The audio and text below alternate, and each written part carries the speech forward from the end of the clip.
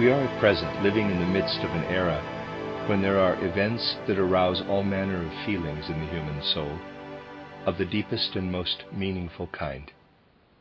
We are involved with events which lead to that which is forever regarded by spiritual science as a riddle, namely death, occurring many, many times over a relatively short period throughout the earth.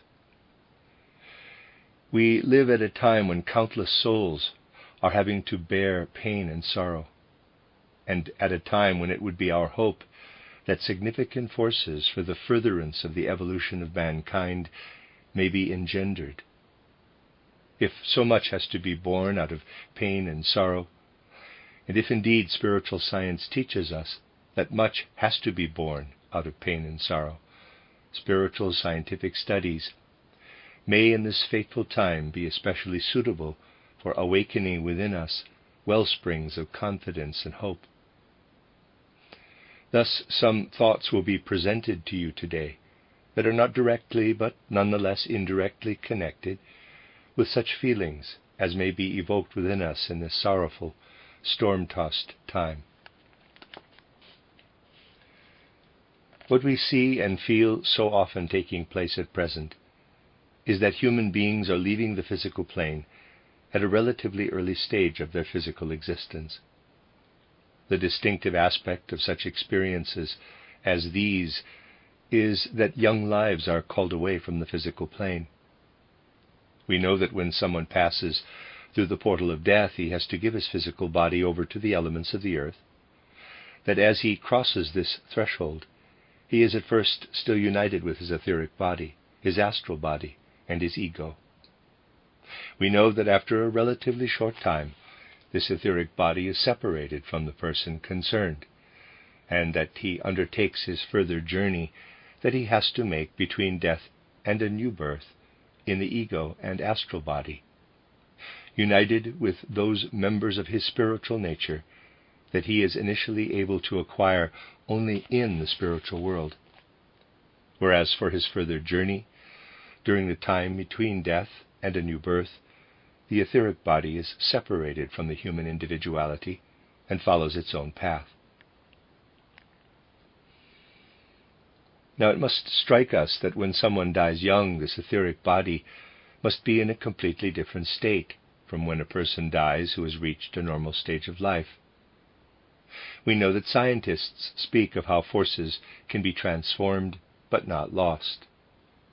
Thus it is recognized as a truth of physical existence that forces are never lost, but are merely transformed. Spiritual science teaches that this must also be applied to the spiritual world. When an etheric body is cast off from someone who has passed through the gate of death at a young age, this is an etheric body that would have been able to sustain this person on the physical plane for many decades. After all, an etheric body must be so constituted that it can provide all those life forces that he will require until old age. If someone crosses the threshold of death in, say, his 25th, 26th, or 30th year, his etheric body parts company from him, but this etheric body still has forces through which he would have been enabled to maintain physical human life, perhaps into his 60s, 70s, or 80s. These forces are in the etheric body. They are not lost. And precisely at such a time as the present, when so many such etheric bodies are being, as it were, entrusted to the spiritual worlds, we need to concern ourselves with the question: what happens with the etheric bodies of those people who have passed at so young an age through the gate of death? It will be good if, in order to answer such a question really properly, we familiarize ourselves with the path followed by the etheric body of a human being during his life between birth and death. The outward physical body of a human being constantly becomes older. This is not the case with the etheric body. However difficult it may seem to be to grasp this, it is not at all the case with the etheric body that it is always getting older. For in the same measure that the physical body grows older, the etheric body becomes ever younger, and it reaches what one might call a certain childlike stage of etheric existence at the time when the human individual is of an age when he would normally cross the threshold of death. Thus we must say to ourselves, when we enter physical earthly existence through birth, the etheric body that has united itself with our physical body is, comparatively speaking, old, and becomes ever younger in the course of life, and reaches its childhood stage when we pass through the gate of death. We could therefore also say that when someone dies when he is young, his etheric body is not young enough, but retains a certain quality of age. But what does this actually mean? We may find the following example instructive in this respect. It is one that a number of you will already be familiar with, but I must nevertheless mention it again here, in that it is a concrete instance from recent times which a number of friends may have experienced. This concrete example relates to a young child, the little son of one of our members. It happened that on an evening when there was a lecture in Dornach, we learned after the lecture that a 7-year-old boy, the son of our friend Weiss, was missing. It was soon clear that a great misfortune must have occurred. Late that afternoon, a furniture van had come to the vicinity of the building in Dornach, curiously, to an area where such a van had not ventured for a long time, or perhaps never, and where none have most likely come since. This furniture van had overturned at a certain place. This had happened toward evening, and nothing further had been noticed, but the boy was missing. And when between 10 and 12 o'clock in the evening, our friends, together with others, made every effort to lift the furniture van, which those to whom it belonged had decided to leave until the following morning, because it had fallen very awkwardly, thus making the task very difficult, it emerged that the child, little Theodor Weiss, had passed by at the very moment when the van had overturned, and that it had fallen on the child. This child, who was only 7 years old, was a very likable boy, a child with remarkably fine qualities.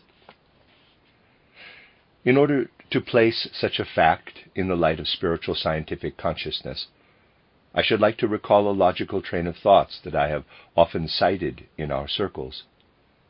I have often said that people can confuse causes and effects through ordinary thinking, through undisciplined thinking, and that such confusions between cause and effect are actually very frequently encountered. I have tried to show this by means of an example that is only intended as a means of illustration. Suppose that you see in the distance someone walking beside a stream. You then see that he falls into the stream, and in your efforts to arrive at the spot, you see that at the very place where the person fell into the water, there is a stone. You try to pull him out of the water, but he is dead. What could be more natural than to say that he stumbled over the stone, fell into the stream, and was drowned? But this need not be the case, for a simple physical investigation may perhaps tell us that at the moment when he had come to this place, and without his destiny having had anything to do with the stone or with anything else, he had suffered a heart attack and fell into the water as a result, so that the heart attack was the cause of his falling into the water. Whereas if one does not go to the trouble of finding out what really happened, one would say that his falling into the water was the cause of his death. One would therefore assume the opposite of what actually occurred. It is more difficult to discern the relationship between cause and effect when one is concerned with events connected with the spiritual world. Thus one must say that in a case such as that of this child, who meets his death through such extraordinary circumstances, and they were extraordinary in several other respects, one has, from a higher standpoint, not to think that this happened because the furniture van came along and overturned, and the child was by some chance underneath it, and that therefore the van was the cause of the child's death. The right way to think about such a case, spiritual, scientifically, is that the child's karma had run its course, and that the reason for the van arriving at that place was actually that the child was to meet its death. That, therefore, the van merely provided the outward circumstances to enable the death that was prefigured by the child's karma to take place. To express it trivially, one could say that the child's higher self's wish that the child pass through the gate of death had arranged the whole situation, the whole series of events. To be sure, when someone who thinks in accordance with our present time hears such an idea expressed, he will find it perfectly crazy. However, spiritual science has to show us that much that people consider crazy today is actually true. The significant point is, however, that in this particular case, the etheric body of a 7-year-old child separated itself from the child's individuality, from what goes further with the ego and astral body through the spiritual worlds. It is not now my intention to speak about the further path taken by the individuality of little Theodor Weiss. My task is rather to draw attention to the fact that, in this case, the etheric body was one that had nurtured physical life with its life forces for only 7 years, even though the forces residing within it could have sustained a long life between birth and death. These forces remained within the etheric body. And the significant thing is that anyone who had a spiritual connection with the building that we intend to erect in Dornach, in the service of spiritual science, could know directly from little Theodor Weiss's death what had become of his etheric body. So much needs to be done in connection with the building. We shall be speaking further about the inspirations that need to be brought down from the spiritual world today. Helping forces are needed if all that must be brought from the spiritual world indeed becomes available to us. And it became apparent that since the death of little Theodor Weiss, our building in Dornach has been enveloped to quite a wide extent by the enlarged etheric body of this child, as by an aura. It is possible to determine how widely it extends. If you see the Dornach building, and those who have already seen it are aware of this, it is a circular building with 2 cupolas. There we have a boiler house, shaped in a particular way, in accordance with spiritual scientific principles, and here we have another house where the glass windows for the building are cut. Readers aside, there is a diagram here, end of readers aside. I might mention, by the way, that somewhere here is the so-called Haus Hansi, where we live. Now, it is remarkable that this aura of little Theodor Weiss envelops the whole building as far as this spot where the wood begins, then past the boiler house, and then, after passing directly through this building where the windows are being cut, passes by Haus Hansi without enclosing it. Thus, as one enters the building, one actually steps within this etheric aura. I have often drawn attention to the fact that the etheric body becomes larger when it frees itself from the physical body. We should not, therefore, be surprised that this etheric body appears in so an enlarged a state. In this etheric body are the forces of mediation that enable one to receive certain impressions from the spiritual world that one needs in order to incorporate them in the forms and artistic structure of the building. And anyone whose task it is to work on the building knows what he owes to this etheric aura. I shall never hesitate to admit that since the death of little Theodor Weiss, the work has been made possible for me through the mediating forces for inspirations that have been made available by this boy's etheric body, which has been enveloping the building. One could well pride oneself in not needing such mediating forces, but what really matters is to acknowledge the truth of the situation. If we bring the facts that have just been described before our minds, we will gain an impression of how it is with an etheric body that has to be separated from a human life when this life is brought to an end, when the person is still young. Now, it is important to be aware that the etheric body of a human being does not continue to be some kind of nebulous formation within which the physical body is embedded. Indeed, we also do not come to know the nature of a physical human body by describing it merely as a mass of muscles and bones and so on, but by recognizing it as a kind of temple of the divinity, as a microcosm.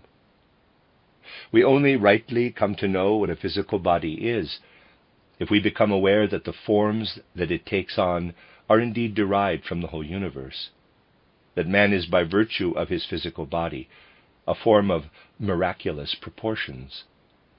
Whoever is able to sense the feelings expressed in the first conversation of the second mystery play, titled The Soul's Probation, will form some idea of how an individual human being is, with respect to his physical body, placed into his physical existence by all the hierarchies. The whole world of the gods sees it as its aim to incorporate man in physical existence.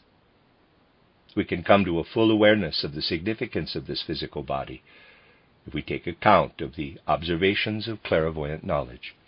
Clairvoyant knowledge comes about when a person draws his soul spiritual nature forth from his physical body, and is then able to become a consciously perceiving agent in the realm of soul and spirit outside his body. There is essentially no fundamental difference between someone who perceives clairvoyantly and someone who is asleep, whose soul spiritual nature has also withdrawn from the physical body. By virtue of the fact that clairvoyant consciousness is able to perceive outside the physical body, it can form an idea of what is happening with someone who is asleep. The following schematic drawing may make this easier to understand. Let us suppose that this is the physical bodily nature, and this is the soul spiritual nature of someone who is asleep. Of course, when someone is awake, the soul spiritual part is within the physical bodily part. We are therefore visualizing a person who is asleep. The physical body and the etheric body are then in the bed, but they do not contain the astral body and the ego, as they do in the waking state. But one could say that what the astral body and the ego bring about within the physical body during the waking state does not entirely cease during sleep. As far as any initial observation is concerned, the person lying in the bed is as though devoid of soul, but this is not the case for a clairvoyant consciousness. The clairvoyant must give an entirely different interpretation of the sleeping physical and etheric human being. He must say, during the entire day the region of the earth where people are now sleeping was bathed in sunlight. Parenthesis, I am speaking of normal circumstances, where one sleeps during the night and is awake during the day, not of those prevailing in the city and metropolitan environments of today. Close parenthesis. Darkness descends over the region where the sun was shining during the day. Remarkably, one notices that the earth as a living being begins to think, and the organs through which the earth thinks are these sleeping human bodies. Just as human beings think by means of their brain, so does the earth think through these sleeping human bodies. It is constantly perceiving during the day. Its perception consists in its being illumined by the sun from cosmic space. That is the earth's perception. While, during the night, it assimilates in thought what it has perceived. The earth thinks, says the clairvoyant, and it thinks by making use of sleeping human beings. Every sleeping human being is in a certain sense a brain molecule of the earth. Our physical body is so ordered that when we are not ourselves using it, it can enable the earth to think through it. But just as the earth thinks through the physical body, so does it imagine, and you know what imaginative knowledge is, everything that is not earthly on the earth itself, that which belongs to the earth from the whole cosmos. In man's sleeping physical body one discerns parts of the earth's brain, and in man's etheric body, when he is asleep, one discerns an imaginative picture of that part of the universe that initially belongs to the earth. In wonderful pictures, there stream into the etheric body all the forces that must flow to the earth from the etheric world, in order that the events of this earth can take place. Just as man belongs as a physical being to the earth, it is equally true that as an etheric being, he belongs to the heavens. Moreover, we can only use our physical body as an organ of thinking because it is organized for this purpose, because in a certain sense the earth sets it free while we are awake. Equally, we can only use our etheric body in such a way that it gives us life forces because the heavens make it available to us during our waking hours, and because the heavenly forces of imagination are transformed within us into life forces while we are awake. Thus we would wish to speak of our etheric body not merely as a vague, nebulous form, but as a microcosmic structure reflecting the heavens. Our etheric body is given to us at our birth as a specially perfected structure. When we are born, our etheric body inwardly glistens and shines with pure imaginations that come to it from the great universe. It is a magnificent reflection of the universe.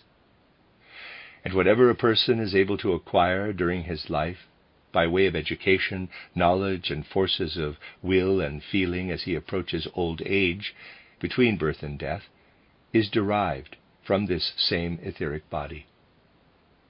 The cosmic forces of the heavens make available to us what they have to give to us during life between birth and death. Hence, as etheric beings, we are once again young, if we have pursued a normal life between birth and death, because we have drawn everything forth from this etheric body.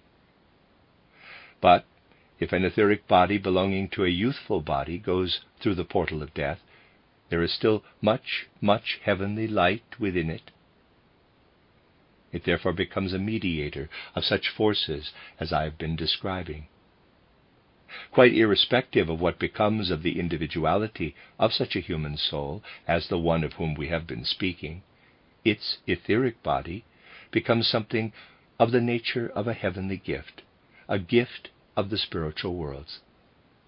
This etheric body is therefore able to have the inspiring influence that I have indicated. It would be going much too far to speak of the particular karma that such a human soul must have to be able to make such a sacrifice. For this cannot be brought about artificially, but must be connected with the whole karma of such a person who is called upon to make a sacrifice, and who has something to do that is destined to play a part in the spiritual advancement of mankind, as indeed lies behind our intentions for this building in Dornach, that is to house our spiritual scientific endeavors. But now, bring to your awareness that we are living at a time when many, many such etheric bodies, not from people of so young an age, but nevertheless from those who are still young, will be in the spiritual atmosphere. Those who have passed through the gate of death on the bloody fields of battle all pass differently through the gate of death from someone who dies in his bed or through an ordinary accident or misfortune. The way that they cross the threshold of death is that in a certain sense they reckon with their death, even though more or less subconsciously. Their astral body reckons to a certain degree with death. Indeed, one can always speak of a sacrifice in the case of such a death. All the etheric bodies of young people that thus ascend into the spiritual world will have unused forces. And we are living in a period of human evolution when human souls will be able consciously to look up into the spiritual world and say to themselves, a time has gone by that has sent many, many unspent etheric bodies into the spiritual world. And unspent etheric bodies contain forces, of which we can already say today, from a spiritual scientific standpoint, what significance they will have for the evolution of mankind. When things of this nature are discussed, one must emphasize that what can be said in this regard does not apply to every war that has taken place on Earth in the course of human evolution. What is going on spiritually and can be discerned with the help of spiritual science is not as simple as natural science would make it. Other wars in former times demanded that they be spoken of differently. What I have to say now applies to our present fateful times. Just consider the following.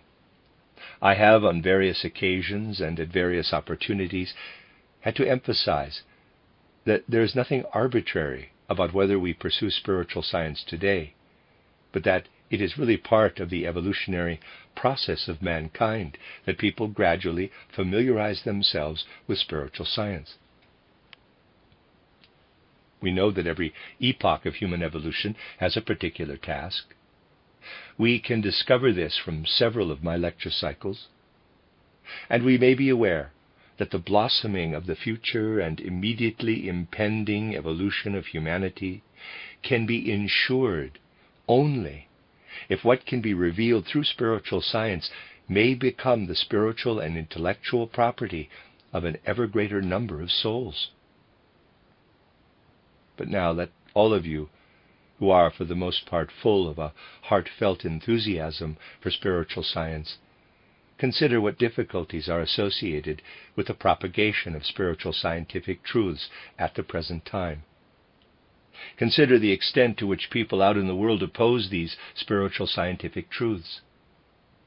Consider, too, how these truths are slandered, how people look upon them as daft, crazy, and insane, and as sheer fantasy. I could give some striking examples, but all examples would form only a small part of what everyone who has enthusiasm for spiritual science can feel when he confronts a world that he would so dearly want to take an interest in spiritual science, and that has so little wish to do so today. The spiritual scientist may now say that what the mere earthly forces of mankind are able to attain seems so weak, utterly weak in comparison to the tasks of spiritual science. But in the near future, the unspent etheric bodies of those who have had to carry their lives and souls through the portal of death on the battlefields of our time will be there. And these etheric bodies, with their unused forces, will be forces of inspiration and help in the near future. We only need to develop the attitude of looking up, not in a theoretical, intellectual way, but with our hearts and souls, to the heavenly etheric bodies of those who have in our destiny-laden time passed through the gate of death in their early youth, and to direct our souls, as in a mood of prayer, to these etheric bodies. And those who are filled with enthusiasm for spiritual science need only to direct their souls toward these forces, and they will receive help from these etheric bodies. Thus, if an ardent spiritual engagement with these etheric bodies becomes possible through a real embracing of spiritual scientific ideas, among the many fruits that may be engendered by our destiny-laden time will be that the forces residing in these etheric bodies sacrificed by young people will flow into the souls of those people of the future who have an enthusiasm for spiritual science. The forces of sacrificed etheric bodies will therefore be able to stream through the souls of those who will be living in a physical body in the near future, if these souls are pervaded by a genuine understanding for this. And these will be heavenly forces, that is, forces of the spiritual world. Entirely different forces will then hold sway in the world in order to be able to bring to this world the spiritual scientific convictions that need to come to it. If we can but find the possibility of recognizing what is taking place now, in accordance with the explanations that have been given, these fateful times will acquire a deep significance also for those who are involved with spiritual science. As we have said, The imaginative forms that indwell man's etheric body are magnificent. Nevertheless, they would present a different aspect if they had not passed through a human etheric body. But the proposition, quote, out of nothing comes nothing, close quote, is also valid in this realm. This is not an absolute truth, but it is valid in this particular realm. Thus the etheric body that a person receives, through the fact of a human soul entering physical existence through birth, gathers forces of the spiritual world that are used during physical life. These forces are not derived from nothing. They exist in the spiritual world. They may, of course, be discovered in the spiritual world, but it is difficult to find them directly there. Far greater powers would be needed for this. If, however, they have passed through a physical human being who died young, and appear to one together with what they have within them, through passing through that human being, it is easier to avail oneself of their help. All the forces that lived in the youthful etheric body of little Theodor Weiss would otherwise be in the spiritual world, but it would, in a spiritual sense, be a Herculean task to draw them forth without him. Because they have become available through the boy, it has become significantly easier, and also a different process, to be inspired by them. Think how enormously significant it is for the whole further evolution of mankind that such a great number of etheric bodies with unused forces is being made available to it in the immediate future. But through the circumstance, through the fact that these heavenly, and I must emphasize the word heavenly, forces have passed through human beings, these forces have, as it were, been freed from the laws within which they belong in the cosmos. It is impossible for these forces that are drawn directly from the cosmos to be used in an evil way. We may regard it as a fact that without the war, all those people who are now passing through the gate of death, as a result of the war or through other related circumstances, would not be providing such a quantity of etheric bodies. All these forces would of course anyway exist in the cosmos, but they could not be used by human beings on earth because it would be too difficult to use them. Another reason why they could not be used would be that they would be being used in the lives of those reaching their normal age.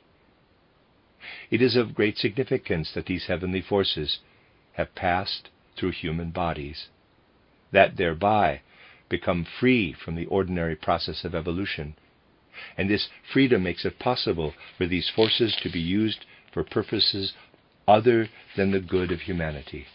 They can also be used in a different way. Human life has to evolve in the light of freedom. Let us suppose that Ahriman would succeed in darkening the thoughts and reasoning power of human beings to such an extent that they would reject spiritual science. These etheric bodies would then be there, but there would be no souls inspired by spiritual science to place these forces at the service of earthly progress. Lucifer and Ahriman would then intervene and would be able to use them to further the kingdom of either Lucifer or Ahriman. Just think how immensely significant this is. It means that it has been entrusted to human hands, as it were, to determine in what way the forces that have been made available to the world through sacrificial deaths are incorporated in earthly evolution. There is the possibility that if they bring inspiration to what has been kindled through spiritual science, they will serve the evolutionary progress of the earth. But it could also be that if materialism were to extend its grip over all minds, or if nationalism were to be disseminated in a purely passionate way, Lucifer or Ahriman would put these forces to the service of their own ends, and these forces would then be unable to further the advancement of earthly evolution. Only if one becomes aware of these connections does one realize the whole deep significance of spiritual science for the evolution of humanity and the earth. Only then will one be enabled to say how necessary it is that if sacrificial forces are to be used in the right way in evolution, there are human individuals who are capable of understanding the insights that can emanate from spiritual science. Thus, if one considers spiritual science in the context of the spiritual background to these destiny-laden days of ours, it becomes something immeasurably great and sacred. The intellectual awareness that we can develop from spiritual science will thereby become something that can be compared to a prayer that can be summarized in the words, "O Cosmic Spirit, let us be wholly imbued with these convictions emanating from spiritual science, so that we may not fail in the right sense to wrest from Lucifer and Ahriman what can bring salvation and genuine progress to the earth." Our building is intended to serve as a symbol of the ideas and convictions that spiritual science wishes to make manifest to mankind. Hence it is constructed in such a way that in its forms there comes artistically to expression what spiritual science can give. I would have to say much if I were to explain to you what is contained in every detail of this building. You will become familiar with all this when you come to see the building over the next few years and participate in what takes place within it. I wish today to speak of only one aspect in connection with what I have just explained. At a significant place in the building, at the point where it is directed toward the east, there will be a sculptural group. This sculptural group is intended to give expression in particular to what the consciousness of our time must imbue itself with in the right measure. Apart from what will be added to it, this group will essentially consist of 3 figures. 3 beings will come to expression in this group. A kind of rock will feature in it. This rock has a ledge that projects forward, and beneath this projection is a cavity. The central figure will stand upon the projected rock. One may call it whatever one wishes, but one will need to see in it the representative of earthly humanity in the highest sense of the word. And if one sees the ideal of earthly humanity in that human being, who for 3 years of his earthly life bore the Christ within himself, one will also be able to see the Christ in this central figure. But this should not happen in such a way that one comes before this group with a consciousness that it is meant to be the Christ, for everything must be felt artistically. This means that it should not be interpreted in an outwardly symbolic way, but everything must follow from the forms. Up here is a second being. This being has a head that resembles, I can only say that it resembles a human head. One might say that a human head is reminiscent of this head, for it is formed in such a way that the skull is powerfully developed, and especially the forehead. Whereas in man these parts are relatively fixed, in this being everything is mobile. That is, everything is expressive of the soul. Just as we can move our hands and fingers, but not the upper part of our head, this being can move everything in this region. One can see from the work that has been done on the sculpture that everything there is mobile. The lower part of this being's face recedes quite markedly. One could say that the mighty form of the skull dominates the rest of the face. I can only speak about certain aspects, for each individual line of this figure is of great significance. A characteristic feature is that there is in this being a connection between what in man has atrophied and become the larynx and the ear. The lobe of the larynx extends upward and becomes the lower part of the ears, while their upper part is formed by the brow.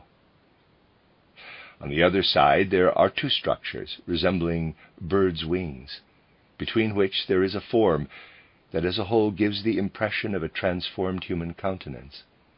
Wings and larynx and ear are formed as one entity, so that one can see that with its wings this being lives in the music of the spheres, and this is localized in the ear. In man, all this has atrophied. Through the raising of the left hand, of the representative of humanity, the wings of this figure are broken on the rock, and as a result it plunges down from the rock. You would be right to suppose that this figure falling down from the rock with its broken wings is meant to portray Lucifer.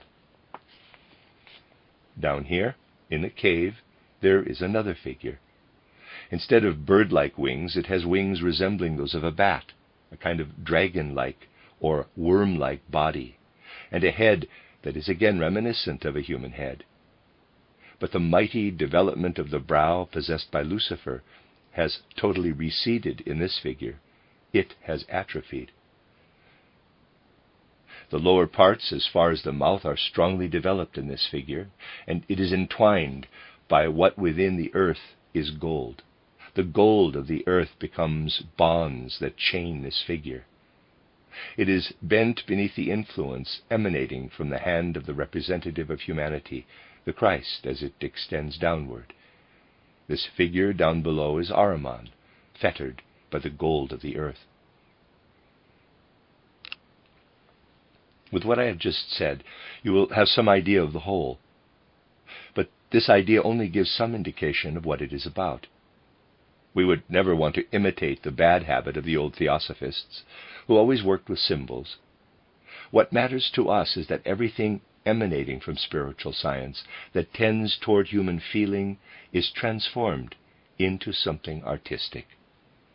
One should not therefore not say that these forms express this or that, but that through what they are artistically, and through what one sees in them, they portray the relationship of man, or of Christ, to Lucifer and Ahriman.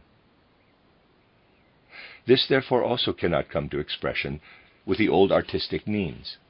Every movement of the fingers and of the hands, and the way that the hands are formed, will be significant, for they need to express something significant.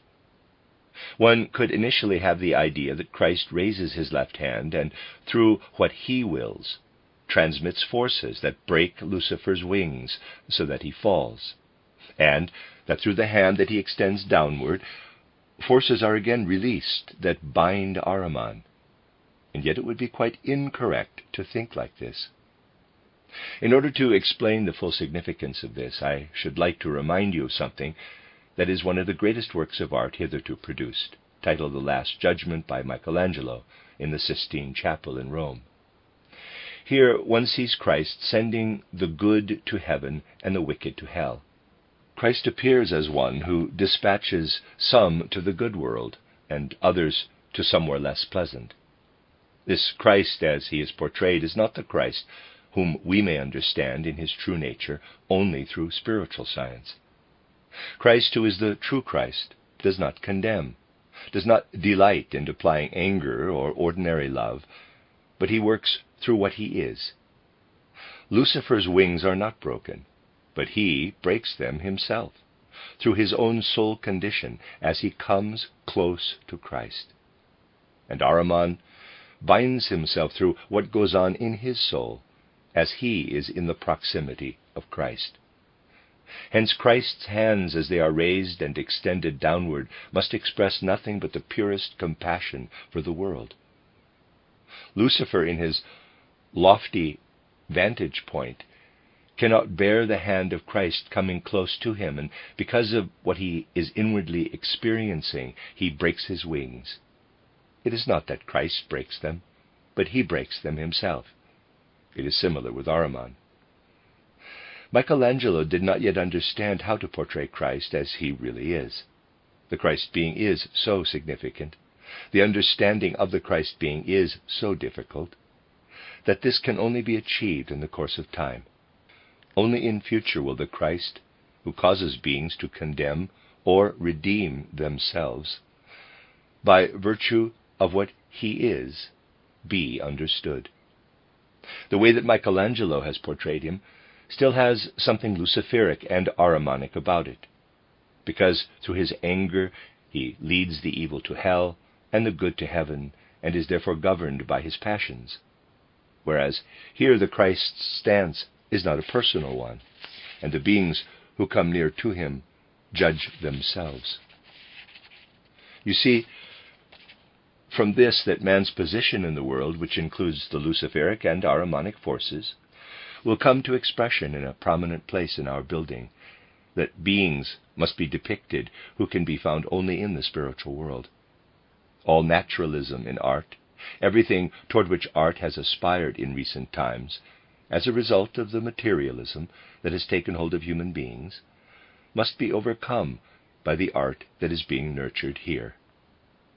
Something so entirely new must also artistically enter the world through spiritual science that it will also transcend even the greatest of artistic achievements, Michelangelo's figure of Christ in the Last Judgment. It is permissible to say such things, if on the one hand one emphasizes something that should not be forgotten, that our building can of course be no more than a primitive beginning for all this. Everything is imperfect, everything is elementary, everything is only a beginning, but it is the beginning of something totally new.